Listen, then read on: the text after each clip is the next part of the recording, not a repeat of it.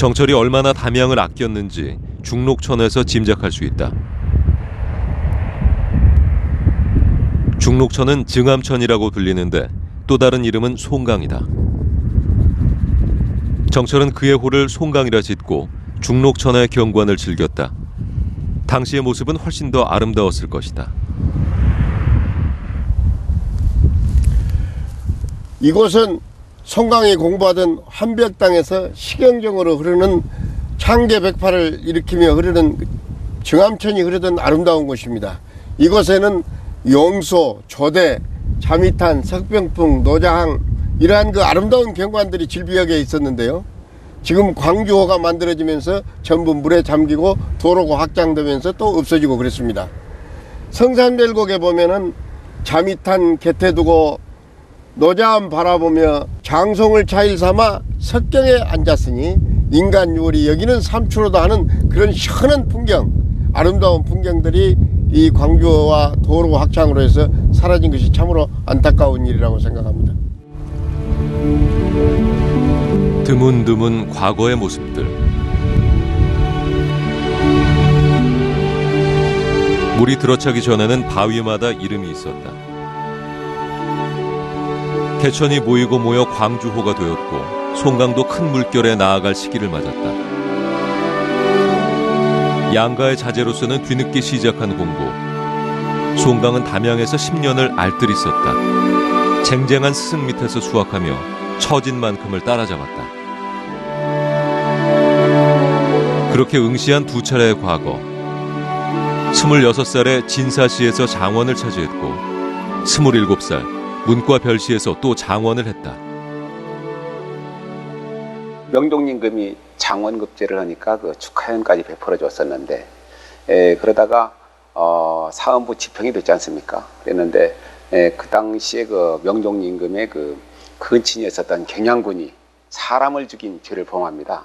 그러니까 그 죄목을 그 죄를 지으니까 명종이 친히 사람을 보내가지고 정철에게 좀 관대한 처벌을 부탁한다 했는데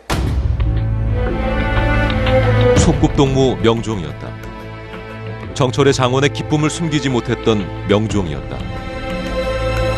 그런 직위가 선처를 부탁했지만 정철은 쉬 따를 수 없었다. 정철은 뜻대로 밀고 나간다. 원칙대로 처리했고 경양군은 결국 옥살을 하고 말았다.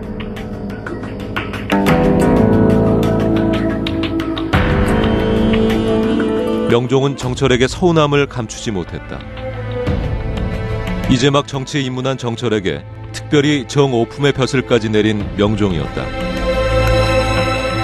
이 일로 정철은 한직을 전전하게 된다. 임금의 뜻을 거슬렀기 때문이다. 송강 그 불의라고 할까, 그저 자기 뜻에 맞지 않는 거하고 그 야합하는 사람이 아닙니다. 이 사람은 뭐 자기 소신껏 행동하고 발언하는 사람이기 때문에 그러니까 공격을 많이 받는 거예요. 근데 하여간 선조가 들어섰을 때는 이 송강이 한참 그저 사림의 대표로서 아주 신진기의 학자로서 아주 각광을 받고 큰 역할을 이제 하는 거죠.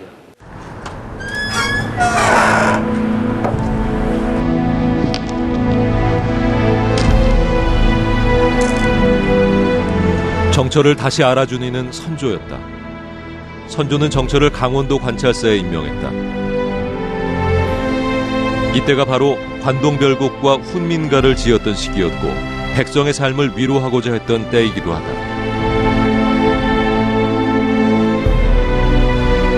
당시의 글이 유읍제문이라는 제목으로 남아있다. 유읍제문은 시도 아니고 가사도 아니다.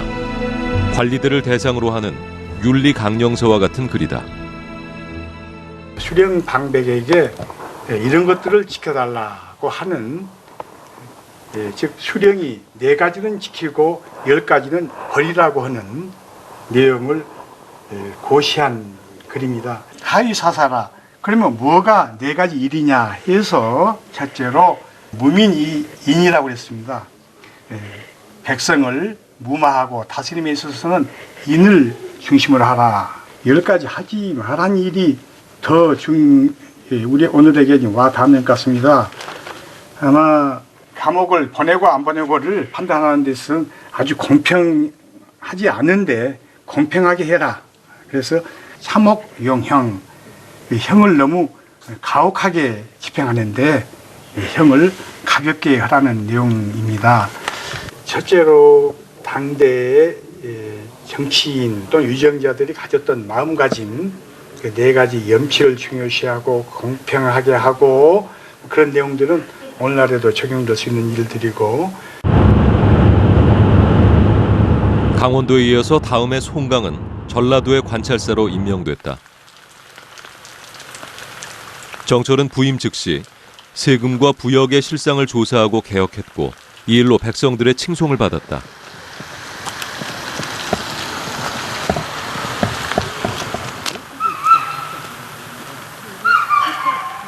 고흥의 주민들의 마음이 담긴 유물이 남아있다. 관, 찰, 사, 상구, 정, 공, 철, 영세, 불망, 비, 저 밑에까지. 정철 선생님이 호남 관찰사로 처음에 부임해가지고 고흥을 순찰하시다가 고흥 국민들이 아사직전, 즉 곡식이 하나도 없었어요. 정철은 강원도와 전라도, 함경도의 관찰사를 지냈다. 조정에서 멀리 떨어져 백성들의 실생활을 보았을 것이다. 정철은 고민을 거듭한 끝에 결정을 내린다.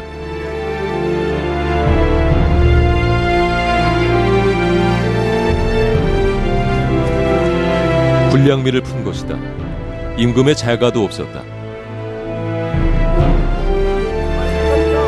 정철은 스스로 곳간을 열어 백성들에게 곡식을 풀었다.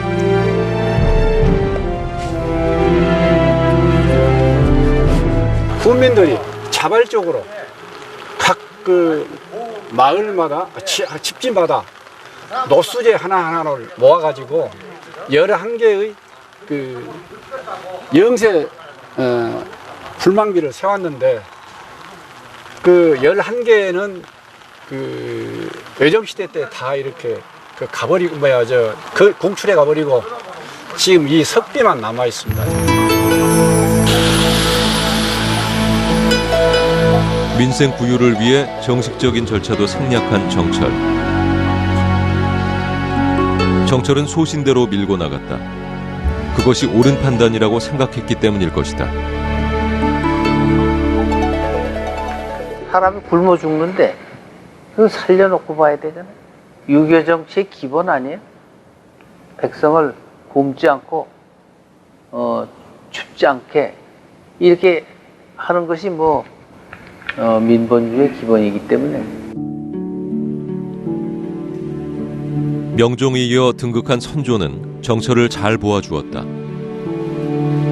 정철은 선조에게 신임을 얻어 관찰사직 이후 특명으로 자헌대부 예조판서에 승진됐다.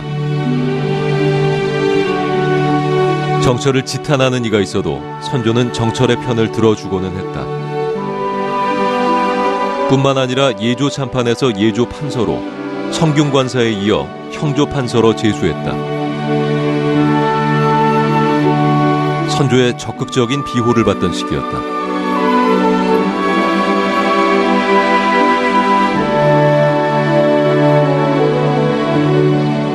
선조는 정철을 아낀 나머지 총마를 특별히 하사했다.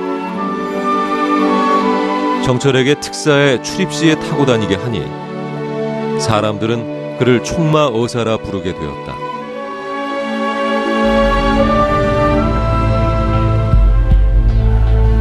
특히 당시는 동인과 서인이 한창 당쟁을 벌이던 시기였다. 서인이었던 정철은 승진에 승진을 거듭하며 점차 서인의 영수로 떠올랐다. 선조년 간에 이르러서 정치적 갈등을 맺게 되는 그 살인들의 두 집단이 형성되게 되는데, 그 우백호 서쪽에 해당되는 안산기슭 끝에 있는 심의겸 집에 해당되기 때문에 서인, 그리고 바로 응봉을 따라 내려오는 낙산 기세에 있었기 때문에, 즉 동쪽 낙산이기 때문에 그 아래 살고 있었던 김효원과 그 일행들을 동인이라고 얘기를 하게 되는 것이죠.